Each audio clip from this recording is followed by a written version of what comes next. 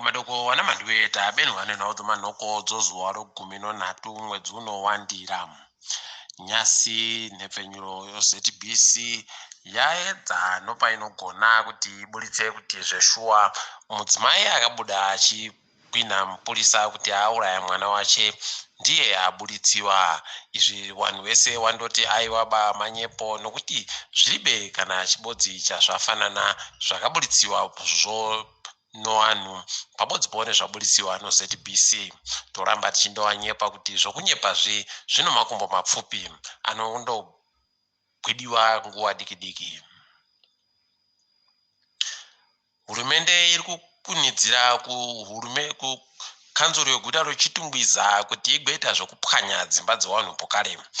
Waribe kana kumugwisisa zvakareketiwazvo zvokuti wambomire kupwanyira vanhu dzimba, asi wari kutoita zvokutoenderera mberi.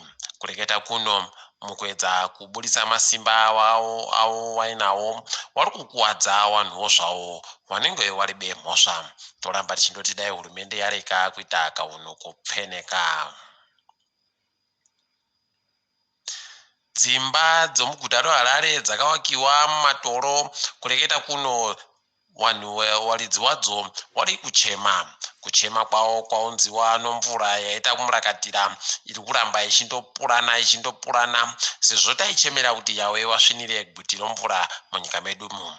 Kureketa kuno vanhu wese wanodzimba dziri mumatoro wari kuita kusaya zvokuita, kurara wakamira somwombe. Toramba tichindonyepa vanhu kuti ngorekai zvokuita kuwakira munzvimbo dzisingaite kuwakira. Henrietta Rushwaya nyasi apuwa bhero romari inoita zviuru 100 zvomadhora omunyika. Kwai bherori arikufanira kuti asiye pasipoti yache kumatare pabodzi zvimwewo zvekufanana nekuenda komhangara kumapurisa svondo rega. Toramba tichindoti vanhu dai waita tuzvinhu, asi Henrietta akafitara kundotiza kundoerekana anyangarika munyika medumu. Nyaya yatifadza nyasi mabhiritishi nyasi ati achatipa mamiliyoni 4 wemapondo okunyika kwawo omari yokuti igokwanisa kupa vanhu zvokudya dzimba dzinosvika zviuru 110 mumatunhu ari mumadhorobha omunyika medumu. Toramba tichitenda wanoita izvi nokuti nyika yedu yakaringana nenzara. Kureketa kuno kunyangwe mvura iri kunaya, asi kuzosvika pachakohwa vanhu vanenge wapfa nenzara wazhinji. Anga agere hunde kubazi rinotsvaka mari rehurumende rezimura Faith Mazani asiya basa. Kusiya kwache basa abva apindiwa pabasa pachepo naRameki Masaire kwai ndiye anga ari mumwe watedzeri waFaith Mazani. Toramba tichindosvira kuti anoita tuzvinhu. Nyasi tapuwa sokoro Nhau kuchikoro chikuru chodzidzo chiri kwaMutare choAfrica University kuti mukuru wawo muzvinafundo munashefuruse kwatisiya wafukarawo wegani mangwanani mambakwedza kweru kwanyasi. Toramba tichindoti wazorore murugare. Ngatiringei dzopasi rese. Kwaiwa Museveni wagopfika madandemutande okutandara owanhu. Madandemutande okutandara owanhu wapfika nokuti vanhu vari kutumirana masoko asingawafadze iwo waMuseveniwo. Pabodzipo wabva wati makambani akaita zvokuti akapfika mapeji anosapota iwo waMuseveni, saka waakuti waakwayapfika.